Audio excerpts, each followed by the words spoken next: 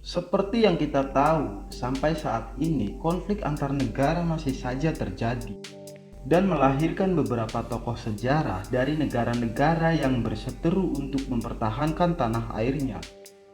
Seperti cerita dalam film ini, film yang diangkat dari kisah nyata yang menceritakan legenda sniper paling mematikan dalam sejarah Amerika. Tapi sebelum lanjut ke alur ceritanya, mari ambil posisi santai, persiapkan jari telunjuk buat ngupil, dan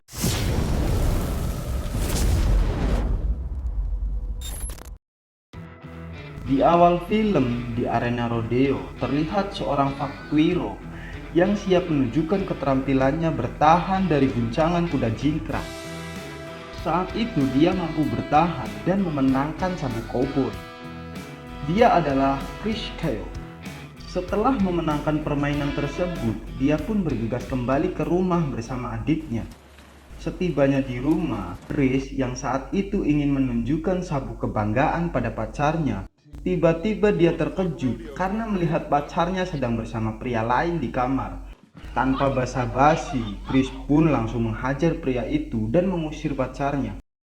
Sesaat setelah itu, Chris menghabiskan waktu minum-minum bersama adiknya, Jeff.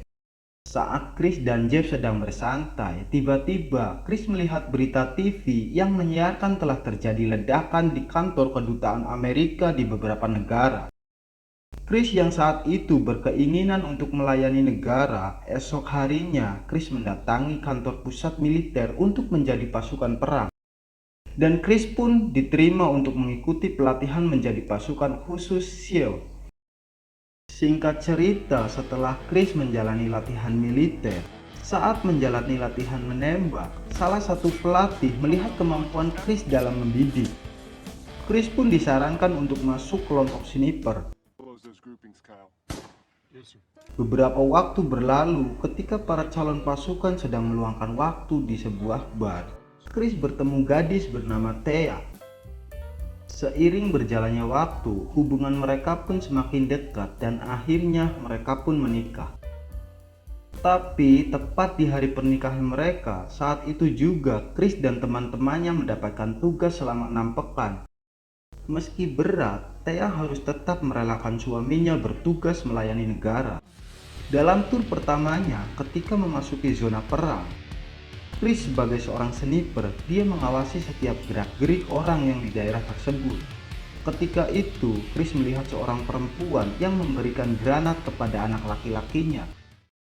Saat itu, tanpa ragu, Chris pun menembak mereka hingga tewas seketika.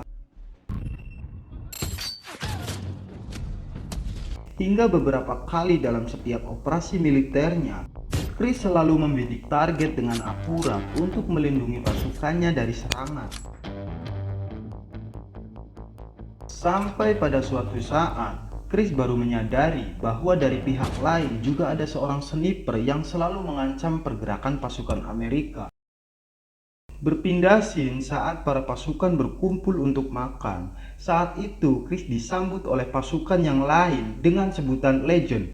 Singkat cerita, beberapa bulan bertugas, saat itu para tentara Amerika mengadakan rapat dan memberitahu bahwa target utama mereka adalah orang yang bernama Zarqawi. Sesaat setelah itu, para pasukan mengadakan penyisiran untuk mencari informasi di mana tempat Zarqawi dan kelompoknya. Saat kembali bertugas, kali ini Chris tidak mengambil peran sebagai sniper, tapi dia ikut dalam penyisiran rumah warga sipil. Saat itu, ketika pasukan Amerika mendapat sedikit informasi tentang Zarqawi, Chris dan pasukan yang lain berencana untuk melakukan penyergapan. Tapi saat mereka akan melancarkan aksinya, tangan kanan dari Zarqawi menyerang konvoi pasukan. Dan anak buah Zarqawi pun membunuh warga sipil yang sudah memberitahu informasi tentang Zarqawi. Setelah penugasan pertama selesai, Chris pun diizinkan untuk sementara kembali ke negaranya.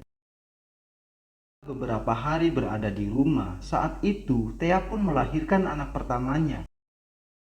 Tapi hal itu justru membuat Thea terlalu mengkhawatirkan Chris di medan perang. Beralih scene, kita lihat Chris yang bersiap untuk penugasan kedua. Saat itu beredar kabar bahwa Chris adalah orang yang paling dicari dan akan selalu menjadi target utama sniper yang bernama Mustafa. Sesampainya di medan perang, mereka kembali melakukan penyisiran. Oh, if you knows him, you recognize this guy? I clocked one point of entry. He invites you to join. Tapi ketika itu, si pemilik rumah mengajak para tentara untuk makan malam bersama. Di tengah perbincangan itu, Chris melihat siku si pemilik rumah memerah menandakan seperti seorang sniper. Saat itu Chris diam-diam memeriksa ruangan di rumah tersebut, dan benar saja pria itu menyimpan beberapa senjata otomatis.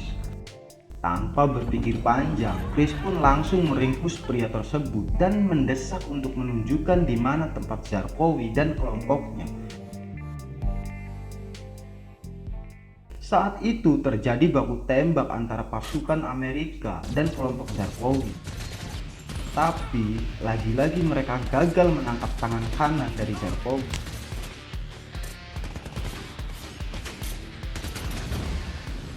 Beberapa bulan setelah itu, masa penugasan kedua pun berakhir.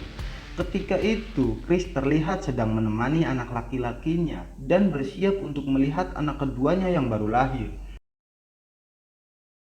Saat berada di rumah, Chris dan istrinya selalu berdebat karena istrinya selalu meminta agar Chris meninggalkan pekerjaannya sebagai tentara.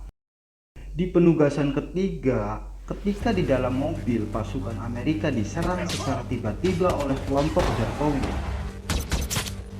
Ketika Chris dan rekannya Biggles menuju rooftop, saat itu Biggles tertembak oleh Mustafa dan dengan cepat para pasukan pun kembali ke markas untuk memberi pertolongan pada Biggles.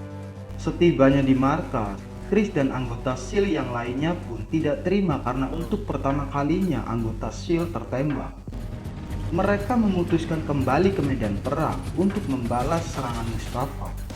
Tapi naas, sesampainya di tempat yang dituju, mereka justru harus kehilangan lagi anggota mereka, yaitu Mark. Dia harus tewas karena diserang secara tiba-tiba oleh kelompok Zarqawi. Singkat cerita, setelah kembali ke negaranya untuk menghadiri pemakaman Mark, dalam penugasan selanjutnya, kali ini misi utamanya adalah melumpuhkan Mustafa, sniper yang mematikan dari kelompok Zarqawi. Ketika itu mereka sudah bersiap menempati tempat yang sudah direncanakan.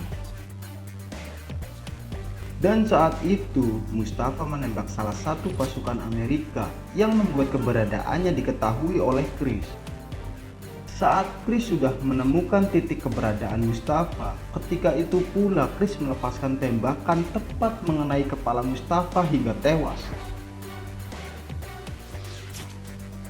Tapi saat itu posisi Chris dan pasukannya tepat berada di dekat kelompok Zarqawi, yang akhirnya saat itu terjadi baku tembak antara mereka. Saat para tentara Amerika mulai terdesak, mereka memanfaatkan badai pasir untuk lari dari tempat itu. Ketika itu, Chris hampir tertinggal oleh rekan-rekannya, tapi salah satu dari mereka meminta menghentikan mobil untuk menunggu Chris. Dan saat itu, Chris pun berhasil menyusul teman-temannya di dalam mobil. Di akhir scene, Chris yang sudah lepas tugas saat sedang bermain bersama anak-anaknya, dia meminta izin untuk pergi menemui seorang veteran yang meminta tolong padanya. Dan ketika itu tidak diceritakan apa motifnya, Chris pun dibunuh oleh veteran tersebut. Film pun berakhir.